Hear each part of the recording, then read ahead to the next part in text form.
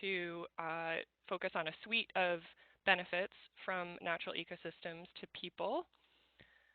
And so I am presenting on behalf of a large team of scientists and colleagues that I work with from our field programs today, a little bit about our approach to mapping ecosystem services, and also some results of specifically our most recent work, which was in Liberia in West Africa.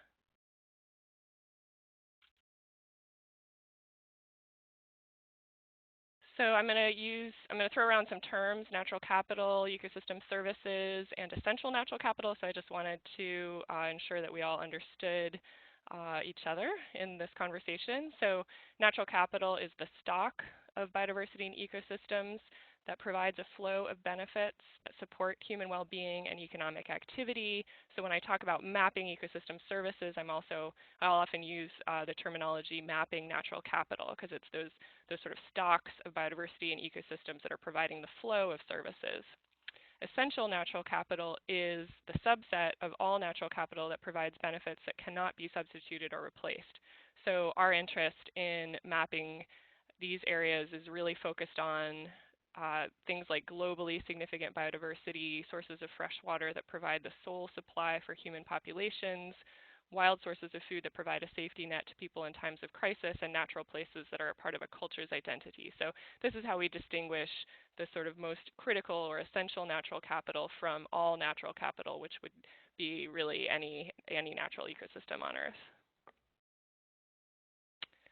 So again, the links between natural capital and ecosystem services, sometimes when I'm talking with stakeholders, the terms natural capital and ecosystem services are a little bit confusing. So I try to show infographics like this one and say, when we say ecosystem services, we're really talking about things that are familiar to all of you: climate regulation, flood regulation, fisheries, pollination, and other benefits to agricultural ecosystems, carbon storage and sequestration. So our partners will often understand terms and graphics like this better than they can understand the concept of ecosystem services, which is kind of a scientific and jargony concept.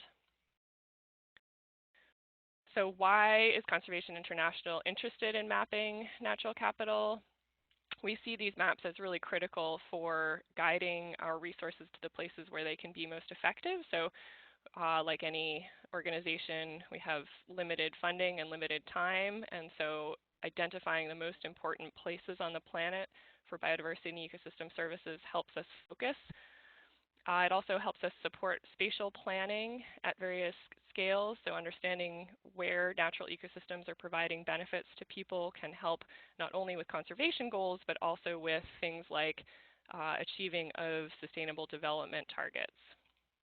And lastly, these maps can help inform efforts to achieve conservation and sustainable development targets. So tracking and reporting on the extent of ecosystems and ecosystem services can help countries, for example, report to their goals under the Convention on Biological Diversity or the UN Sustainable Development Goals.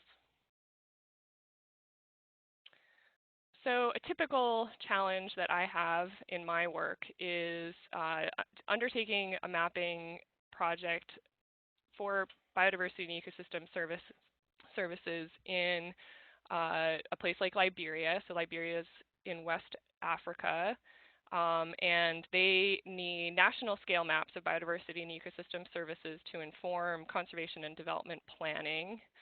And there's also interest in Liberia by the government to carry out something called natural capital accounting, which is more on the economic valuation of ecosystem services and understanding how their natural ecosystems are supporting economic activity and economic development in the country. Liberia has had fairly limited research, so there's really no data available on ecosystem services in the country. And in this particular case, we had a limited time and budget for the assessment, about 9 months and about $200,000, which may actually sound like a lot to some of you. Of course, it all depends on the context. We were in charge of holding workshops and travel, as well as a fairly large team of scientists to carry out mapping and priority setting for biodiversity and a range of different ecosystem services. So, of course, the budget is relative to the project, but in our case, this was considered a relatively rapid, relatively constrained project. So CI over the years has developed a system for mapping ecosystem services, starting with defining the objectives, so understanding what are the policy opportunities or the decisions being made in the country that this mapping work could inform, identifying the beneficiaries, so understanding how people and economic sectors benefit from natural ecosystems in that place, in that particular context, and using that information to identify what it is that we want to map in terms of biodiversity and ecosystem services, so tailoring the set of services that we're trying to map to the local context, and then going out and collecting relevant spatial data and identifying the gaps in information, identifying criteria or thresholds for defining essential natural capital. So again, rather than mapping all of the natural ecosystems in a place, defining what it is we mean when we say essential. And I'll show some examples of that later. And then going about conducting the GIS analyses and modeling, reviewing and refining preliminary results, and sharing the results back with stakeholders and decision makers. And all of these steps take place with input from stakeholders, starting from the beginning in terms of defining the objectives and the opportunities for the information to influence policy and decisions, through the identification of the important services in the place, the data collection, and of course reviewing and refining results. So I've learned over the years that ecosystem service assessment is as much a social process as it is a scientific one. I mean, we can sit, in our headquarters offices on our computers and model ecosystem services all day long, but understanding the local context, the decision context, and communicating back and forth with stakeholders ensures that a desktop exercise doesn't become a set of maps that sit on the shelf, but hopefully are actively used to inform work ongoing in the country. So we've done this work across a number of countries globally. So my first two case studies were Madagascar and Cambodia, and then we scaled up and worked across a 9-country region in Amazonia and South America. And then this work that I'm going to describe today, again, is in Liberia and West Africa. And I'm currently scaling back up again to Asia and Pacific. So we're kind of zooming in and zooming out, trying to help inform our own primarily conservation strategy in the case of Asia Pacific, and our sort of long-term future of conservation investment, conservation action. So speaking of Liberia, Liberia falls within the Ghanaian forests of West Africa biodiversity hotspot. It's got some of the largest remaining intact forests in Western Africa. So if you see the little map on the left, that shows high canopy cover forests, 75% canopy cover or above in West Africa, and Liberia really is the only country that has still remaining high density forests left. It's also home to populations of globally critically endangered species such as western chimpanzees, as well as really interesting species like pygmy hippopotamuses and elephants. So for biodiversity, this is a really important priority globally for our organization. So as I mentioned, when we set about mapping ecosystem services, one of the first things we do is identifying the beneficiaries. So in Liberia, it's got a population of about 4.5 million people, more than 16 ethnic groups, and more than 70% of that population is rural and depends principally on natural ecosystems for food, for water, for charcoal, for fuel, and for their incomes and livelihoods. Unfortunately, as you've probably read in the news, Liberia has also suffered from civil war and a recent Ebola crisis, which has decimated their infrastructure, their healthcare system, and their educational system. And so these issues have exacerbated an already high dependency on natural ecosystems. And unfortunately, the poorest are also the most vulnerable to the loss of natural capital. So in Liberia's case, in particular, flooding, food insecurity, loss of income, and illness is often exacerbated by the loss of natural ecosystems. So the map on the right shows population. Dark purple areas are the most populated, centering in Monrovia, which is the capital, and then scattered throughout the rest of the country. And again, large numbers, and particularly in the rural areas, of people are directly dependent on nature for subsistence and drinking water and most of their daily needs. So some important ecosystem services, which I've already mentioned, provisioning services such as drinking water, bushmeat, and forest products. People still get some percentage of their food directly from the forest, including both meat and other products. Regulating services such as carbon storage, flood regulation, sediment regulation for hydropower production, and protection of the coast. Much of Liberia's population is scattered along the coast in very low-lying areas. So the photo on the lower right shows a neighborhood in Monrovia, in the capital, really hemmed in on one side by a river and on the other side by the ocean. As well as cultural values provided by nature. So one of the things that people in Liberia do with their families on the weekends is take them to the beach. Liberia has really beautiful beaches. So of course nature provides those benefits as well. So I'm just going to take you through a few examples of how we've gone about mapping ecosystem services in Liberia. I'm not going to go into detail, but I just wanted to give you a flavor, and then I'll talk a little bit about some of the uses of the information. So starting with climate regulation and forest carbon stocks. So Liberia doesn't have, to our knowledge, national data on forest carbon, and so we went to global data sources. In this case, the citation for this particular data set is Avita Beal, 2016. And this map really shows Liberia having globally high levels of forest carbon on a per hectare basis. So I don't know if there's any carbon experts out there, but these values shown on the map, where darker brown values are reaching over 300 tons of carbon per hectare. These values are globally high, higher even than in the Amazon on a per hectare basis, according to this particular data set. So Liberia really has big old dense forests with a lot of carbon. So these areas could potentially be targeted for long-term conservation if there's an interest in kind of locking up this carbon to ultimately contribute to global climate change mitigation efforts. We also looked at how future threats might affect the carbon stocks in Liberia.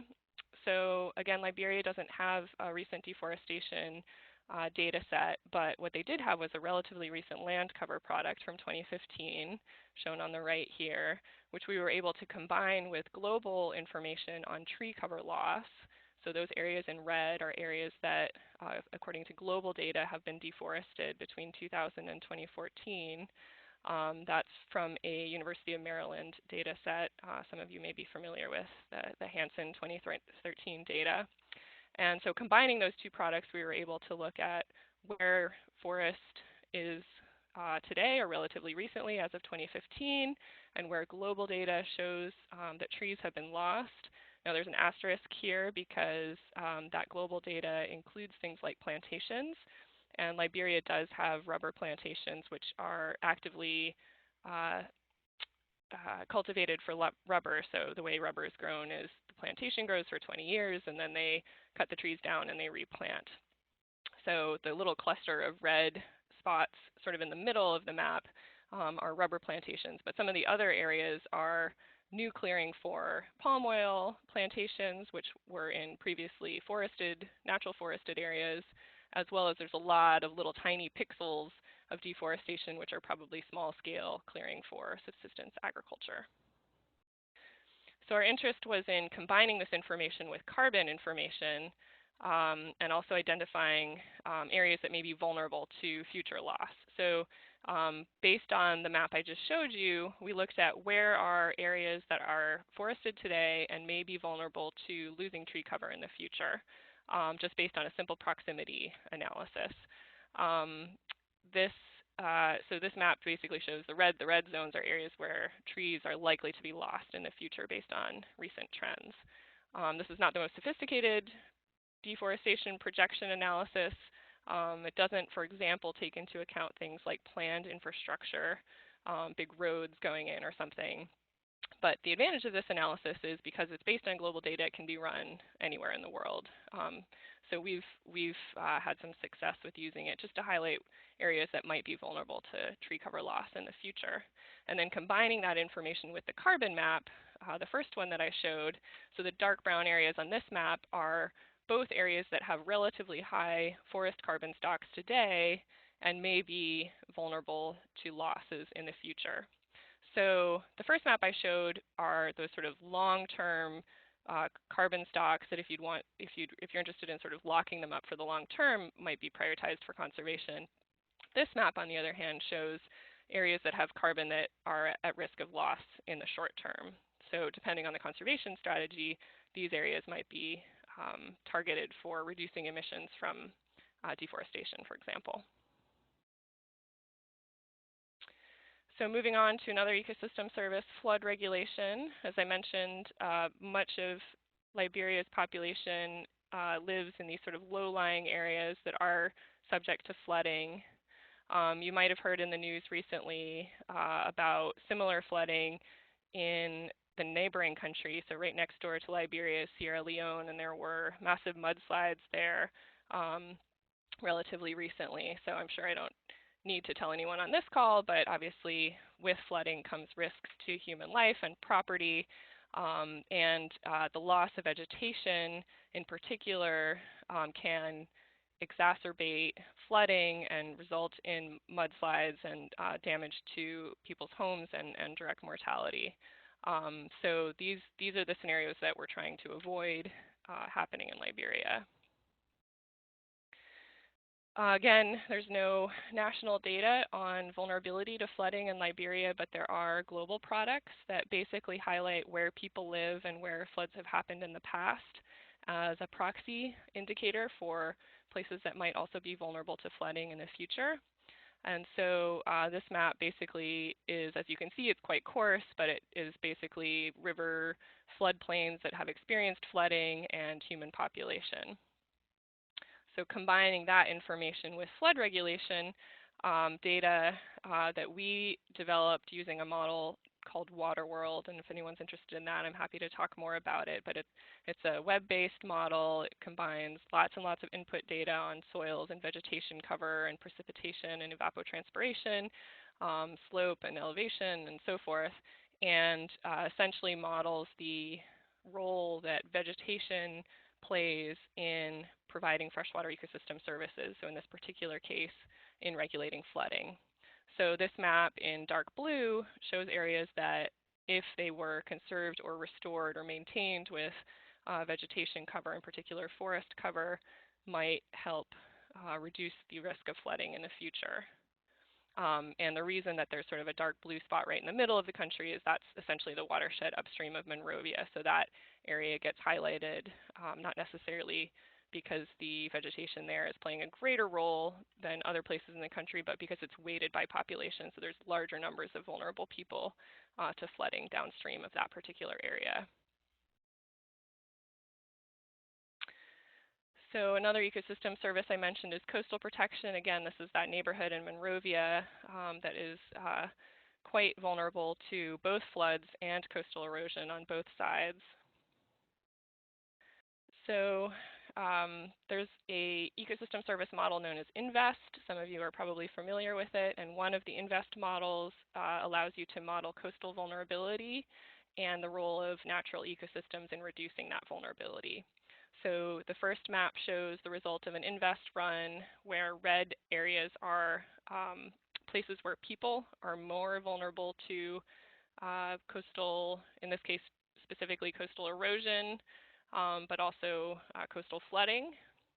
And then the model also allows you to input where mangrove and other coastal habitats are located, and then where those mangroves may be providing more protection to people living along the coast. So this map in dark blue shows areas where there's mangroves that may be providing more of that coastal protection benefit. So these areas may be targeted if there's interest in ensuring that those benefits are maintained into the future. So once we've done all these individual analyses, we seek to put them all together and provide information in a format that can be used for decision making. So one of the first steps there is going from the map of all natural capital to maps of these sort of most essential areas. So one way to do that is just by thresholding. So the map on the left shows the forest carbon stock map that I showed earlier. In this case, it's been stratified, so it's in essentially 4 different classes, and we took the top 30% of areas that have the highest forest carbon stocks and converted that to the map on the right. The reason for the 30% target, which is somewhat arbitrary, but the government of Liberia has a goal of conserving 30% of its forest, and therefore we thought that 30% threshold would be a sort of politically relevant one to show these are essentially the 30% of the forests that have the highest carbon. So we undertook a similar process for several other values. Terrestrial biodiversity, which is an analysis I didn't show, but that was actually modeling done by a colleague, Jessica Junker, based on data on chimpanzees and other large mammals in Liberia. So she had already identified the top 30% of areas important for biodiversity. And then we combined that with this information on forest carbon stock areas. So her areas are in light green. The forest carbon stock is in brown. And then we identified areas important for freshwater ecosystem services. So this combines flood regulation, but also water quantity and water quality provision in blue, and then those mangroves important for coastal protection, which I described earlier. So this is sort of our tie-dye colored map, but these areas sort of collectively define what we consider to be essential natural capital in Liberia. And then what this map allows you to do is ask questions like, how much of this area is already protected? So combining those 3 into a single layer. So now we've got kind of the top 30% of areas for all of those values, and then overlaying with protected areas. So designated protected areas are in the dark green outlines, and proposed protected areas that have not yet been formally designated are shown in purple, and asking, are these protected areas really conserving these most essential places for biodiversity and ecosystem services? And we found that about 7% of what we consider to be essential natural capital does fall within protected areas, designated ones today. If all the proposed protected areas were to be designated, that would capture another 19%, so adding up to 26% of the total, but that still would leave 74% of the essential natural capital unprotected. So these areas might be relevant to consider for either for protection, but for other conservation strategies, working with local communities, payments for ecosystem services schemes in some cases might be relevant, or other interventions. We can also overlay our maps with threats to understand better how these areas that we've identified as important may be threatened in the future. So the map on the left shows that same vulnerability to tree cover loss. Again, not quite the same as deforestation, but places that we think may be subject to tree cover loss in the future based on past trends. And that really paints a not too bad of a picture. The concentrated areas of past deforestation have been in concession areas and areas that are already often degraded or lower density forest canopy, and therefore fall outside some of the areas that we identified as these kind of important places for biodiversity, carbon stocks, and fresh water. The map on the right overlays those same essential natural capital areas with concessions of different kinds. So oil palm in black, rubber in purple, timber in dark blue, and mining in light blue. And again, most of the concession areas fall outside of these most essential natural capital zones with the exception of timber. So some of the big timber concessions, which are being actively harvested for timber, do overlap with areas in particular that are important for carbon and biodiversity. So this is something to keep an eye on, which is that timber extraction and harvesting in Liberia may conflict with biodiversity and ecosystem service conservation. So as I mentioned, the lack of local data did force us frequently to rely on global data.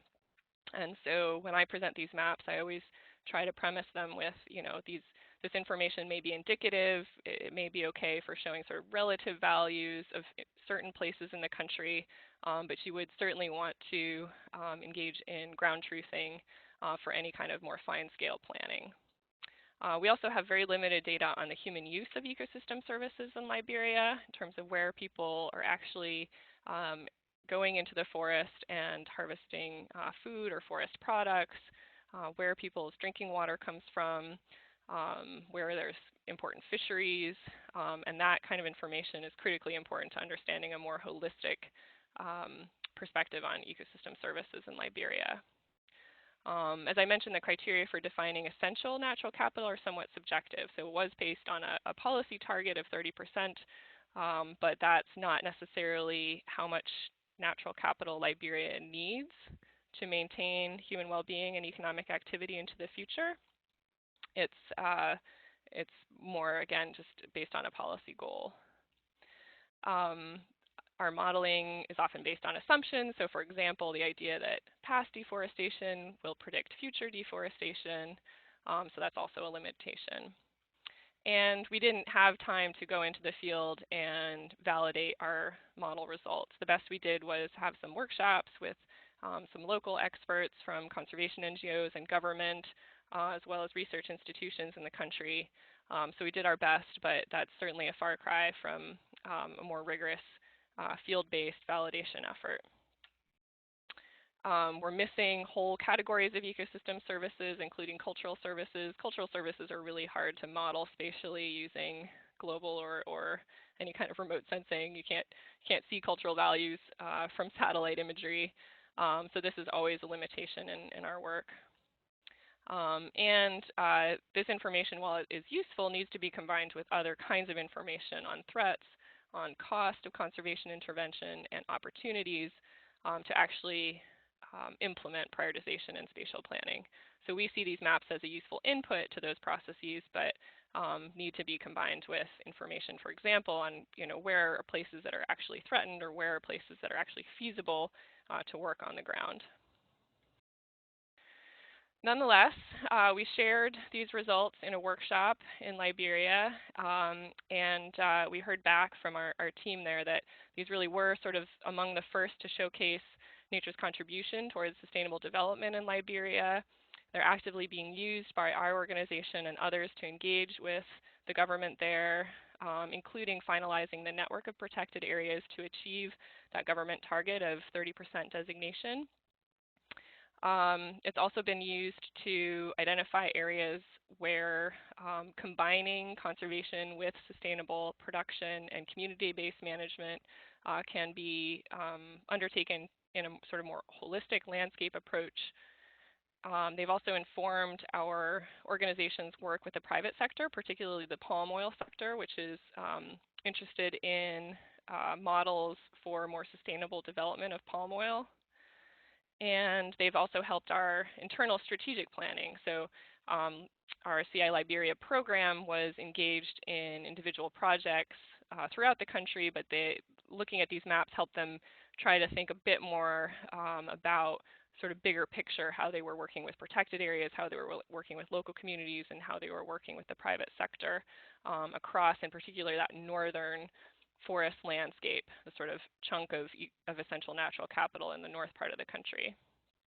And lastly, they've helped raise the profile of Liberia's northwestern forest landscape within CI. So our own organization now recognizes that landscape because of the combination of protection, palm oil work, and community-based conservation as what we're calling a sustainable landscape, which enables us to essentially garner greater resources and greater attention for the work in Liberia. So that was Liberia. I just wanted to mention that we've done very similar work in a handful of other places, as I mentioned at the beginning. So here's just a few similar maps from our national scale ecosystem service mapping in Madagascar, Cambodia, and Amazonia. So if anyone's interested in any of these other case studies, I'm happy to share information. I also just wanted to talk briefly about how the information is being used. So in Liberia, I mentioned there's an interest in the government in natural capital accounting. So we teamed up with colleagues who are economists to begin to look at how natural ecosystems are contributing to the economy in Liberia. In particular, the only data that we could access currently was information about timber. And so my colleague was able to actually calculate or estimate roughly how much of Liberia's GDP is coming from the timber sector, which is about 11%, which he was quite surprised by. That's quite high globally. I think there's only one or two other countries that have that much of their GDP completely dependent on timber. And he said that's an underestimate of the total contribution of the forestry sector to Liberia's economy, because that's only formally sort of commercial timber. So that's not estimating timber harvested for local use. So Liberia is hugely timber dependent, and this again will come up as quite important as those timber concessions do overlap with some of the highest biodiversity and highest carbon stock forests in the country. So just mentioning some other ways that our information and maps have been used. In Madagascar, the maps were used to help prioritize sites for investment by a partner named the Critical Ecosystem Partnership Fund. So this is, a major global conservation fund. They had a 5-year investment strategy in Madagascar and knew that there were over 200 important sites for biodiversity in the country, but didn't have the resources to invest in all of them. So they were interested in how those sites were also important for various ecosystem services, such as freshwater, to inform ultimately their selection of sites for conservation investment. The maps have also helped us with our internal strategy in Amazonia, looking across an entire region and trying to decide how to get involved with both enforcement and strengthening of protection and indigenous lands, areas that have really critical natural capital today but are not yet protected, that might be appropriate for community-based conservation or payments for ecosystem services, as well as areas that are already modified or deforested for agriculture, or urban areas that might be appropriate for more intensive agriculture or engaging in other kinds of land uses. And then we're also engaged in research, so understanding how protected areas are capturing important areas for biodiversity and ecosystem services and how that's changed over time.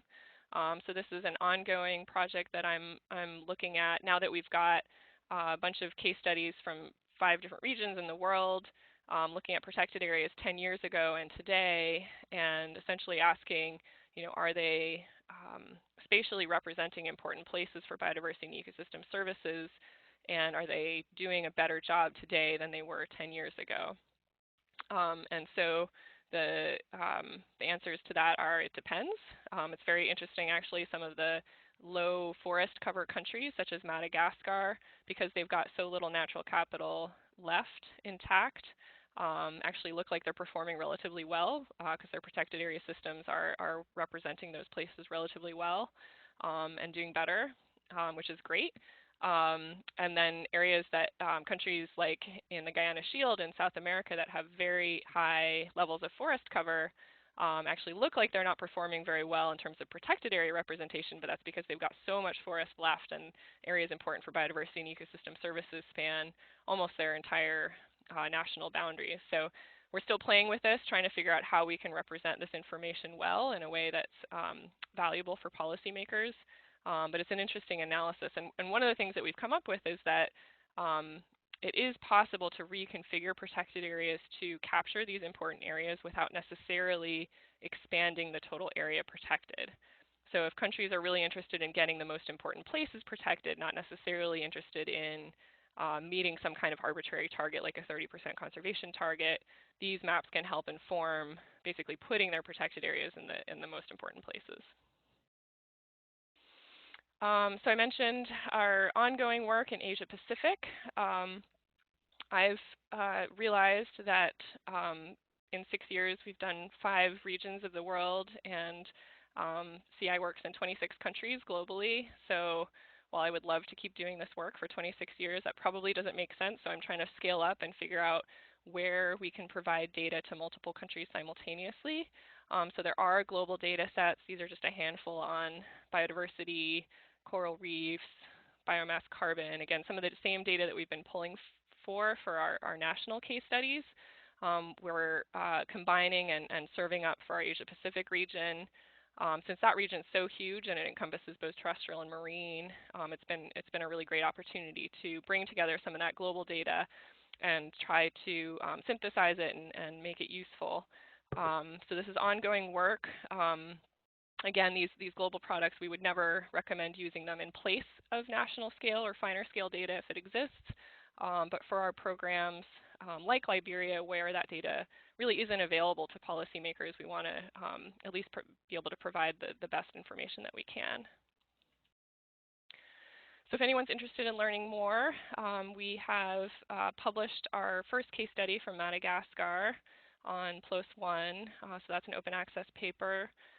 For all of the other case studies, we've got map atlases, so collections of maps, as well as detailed technical reports with all the methods and data behind the maps.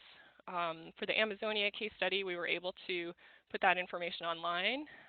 So I'm happy to share a link. It's an ArcGIS online web map and story map. And then the GIS data for researchers can be made available upon request. So the easiest way to find any of this information is just to contact me. So my email address is here. And then we've also got a ResearchGate site where the atlases and the technical reports can be downloaded. So again, I just wanted to give a shout out to everyone who's been involved in this work. Everything I presented was a team effort by many of our colleagues here in our headquarters, as well as field programs from around the world and partners as well. So we've benefited from data and guidance from researchers in many of the countries where we've worked, from other organizations and academia. So with that, I will wrap up, and I believe we still have time for questions. Thanks, Rachel. That was great. It's really neat to see all that work. I just want to note to everyone who's listening, please type your questions into the chat box, and if you can, type them for everyone, and then Rachel can see them too. Some of them might be going just to Sarah, who's the host today, and she can read some of those off to Rachel as well for the Q&A. So I will turn this over to Sarah to read questions off to Rachel. Sure.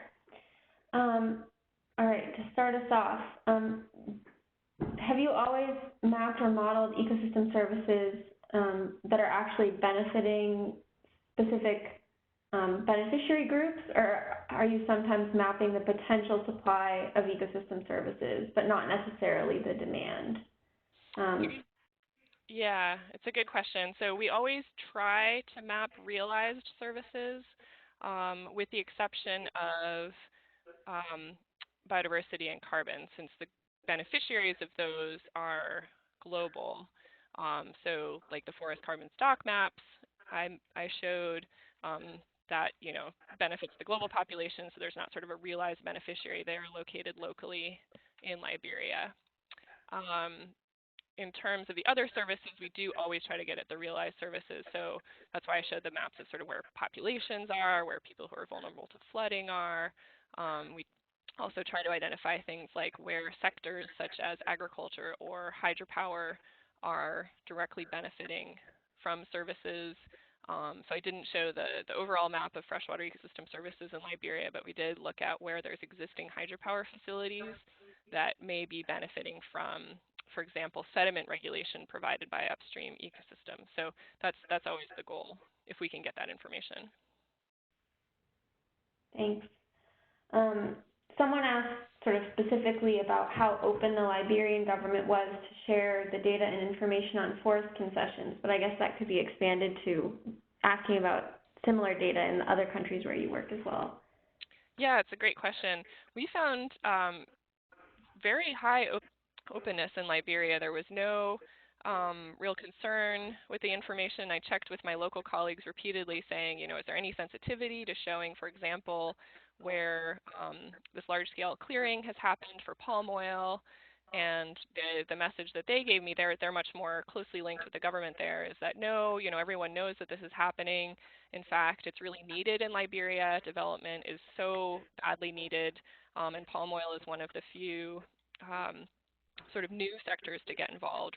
The rubber industry has always been there, and timber, obviously. But there really seemed to be quite an openness and a very high level recognition of the importance of natural capital. So I didn't include it in this presentation, but the former president, Ellen Johnson Sirleaf, has a really lovely quotation about the importance of natural capital for feeding the economy of Liberia, which is nice. It's sort of refreshing in this day and age to have high-level government officials really speaking the same language as we in the conservation community do.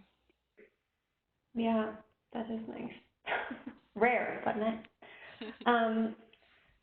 What do you see as your biggest or most important gaps in analytical methods or data that limit your ability to capture important services for different countries or stakeholders? Good question. Yeah, so I'd go back to that slide where I highlighted some of the key ones.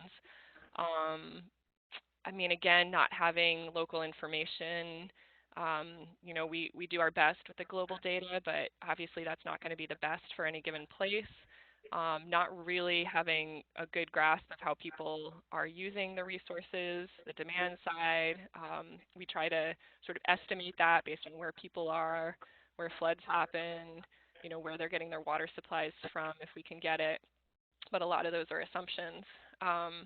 And then another really critical one is the gap in the coverage of ecosystem services. So if you talk to people, cultural ecosystem services often come up as important or more important in terms of what people really value about nature. And those are just so difficult to model and map using existing data sources. So for those kinds of values, it's really important to get on the ground and talk to people, do participatory mapping, or surveys or focal groups or other ways of collecting that information. But that's really only possible at a fine scale. Thank you. You mentioned that this work could be a basis for natural capital accounting in Liberia. Are there plans to work on natural capital accounts for some of the other types of capital you mapped other than timber? Yes, we are embarking on a project to conduct natural capital accounting of the coastal ecosystems in Liberia. This is a real big focus by the government. There's huge interest in mangroves in particular in conservation, in part driven by the international recognition of the importance of mangroves for climate, both for mitigation because they store so much carbon in their sediment, and for adaptation in terms of protecting coastlines and providing sources of fisheries that people are absolutely dependent upon and will become more so under climate change. So that's the next step.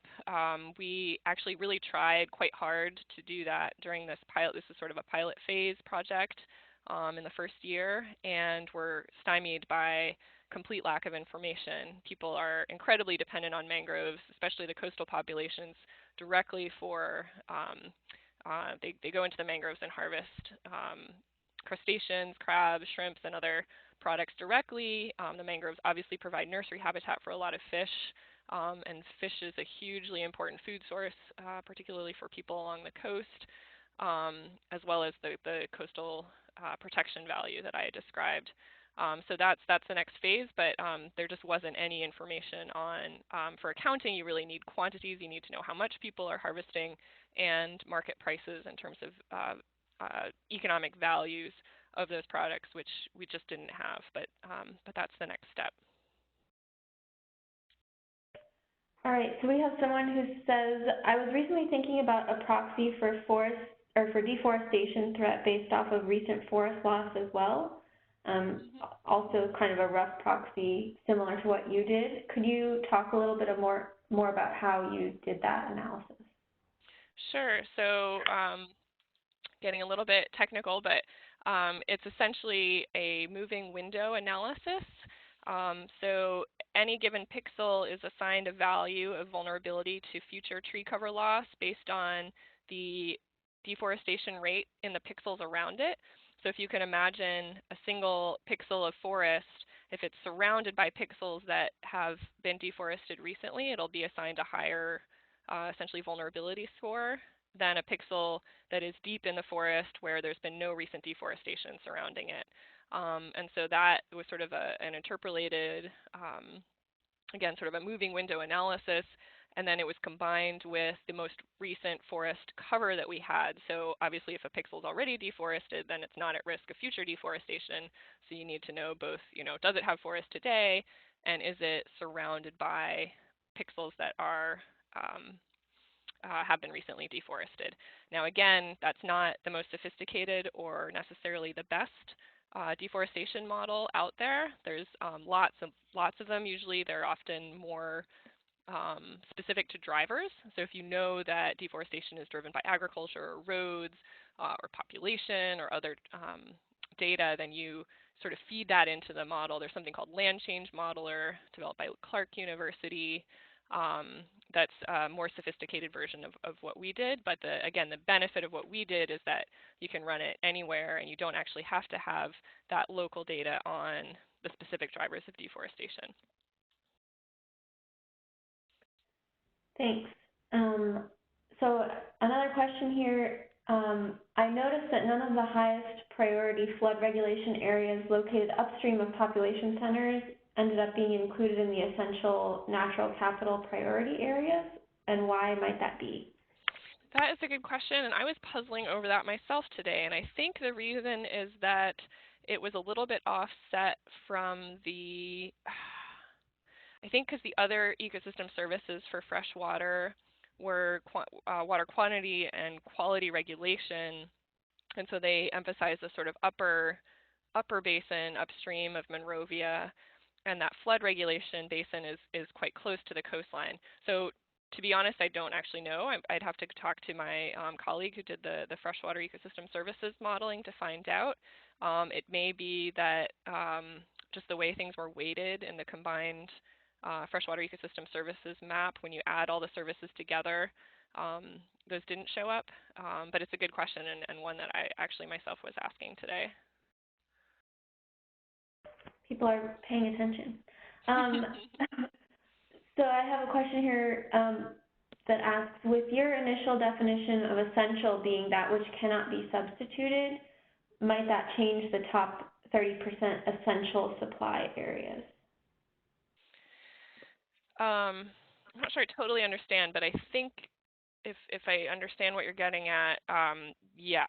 So 30% again was an arbitrary target set by the government in terms of a protection goal. But that does not tell you how much is actually needed.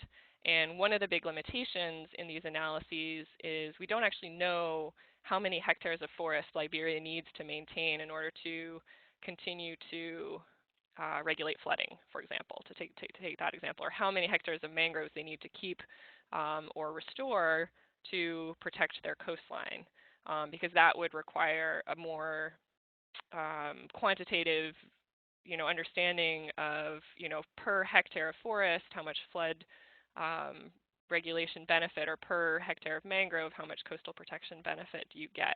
What we can provide is only relative information. So we know that this hectare of forest is relatively more important than that hectare, but we can't tell you by how much.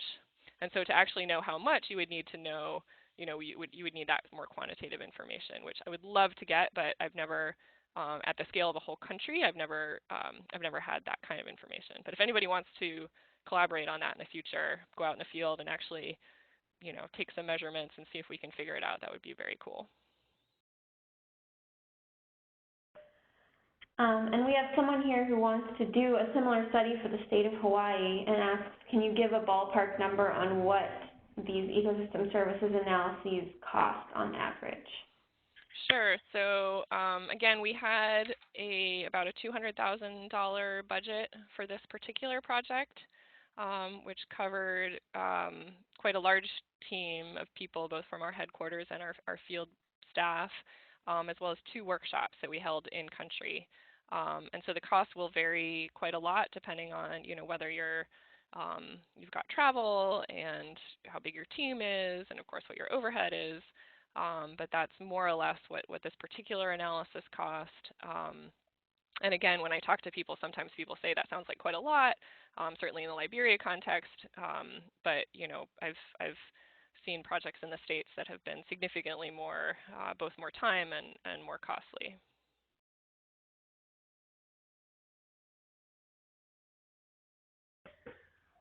All right. Well, we have no new questions you haven't covered in one way or another coming in. We have a thank you for your comments and responses. I'd like to say once again, thanks so much for joining us today. It was a great presentation and lots of interest from the community, so it was wonderful to have you with us today. Thanks so much. Great. Thank you, and thanks to everyone for listening in.